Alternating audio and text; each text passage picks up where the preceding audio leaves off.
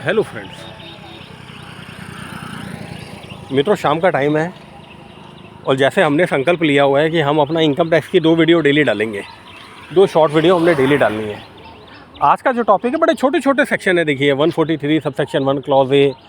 जब आप अपनी इनकम टैक्स रिटर्न फाइल करते हैं तो चाहे वो आप सेक्शन 139 1 में करें या 139 4 में करें, 139 5 में करें, 139 9 में करें, जब भी आप अपने 4 सेक्शनों में रिटर्न फाइल करते हैं तो आप देखते हैं कि उस रिटर्न को प्रोसेस किया जाता है बाय द सीपीसी।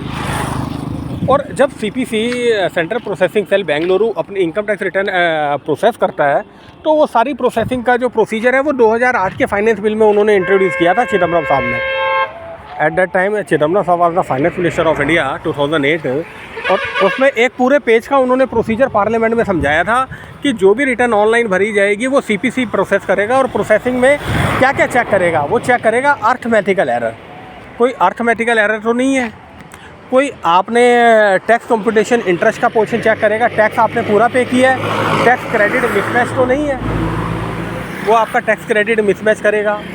और टैक्स क्रेडिट मिसमैच करने के बाद टीडीएस का क्रेडिट चेक करेगा, सेल्फ असेसमेंट टैक्स का क्रेडिट चेक करेगा, एडवांस टैक्स का क्रेडिट है।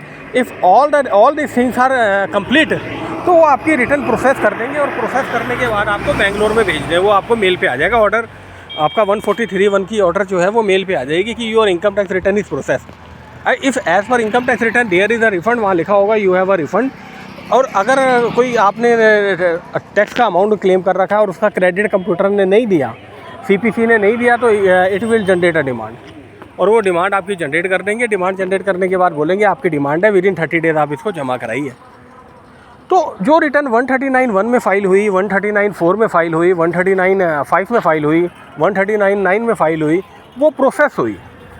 और जब रिटर्न प्रोसेस होती है सीपीसी बेंगलुरु में तो वहाँ टैक्स पोर्शन को टच किया जाता है। टैक्स पोर्शन का कंपैरिजन देखा जाता है कि टोटल इनकम जो है उस पर टैक्स कितना बनता है।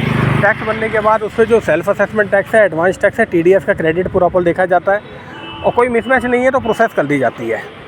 और अगर आपका सब कुछ ठीक है तो लिखा जाता है there is no demand, there is no dues. तो इनकम पोर्शन को टच नहीं करते हैं सीपीसी बेंगलुरु में। जब आप इनकम पोर्शन में इंटीमेशन में क्या होता है, आपकी इनकम पोर्शन को टच नहीं किया जाता। It is very important. Thank you.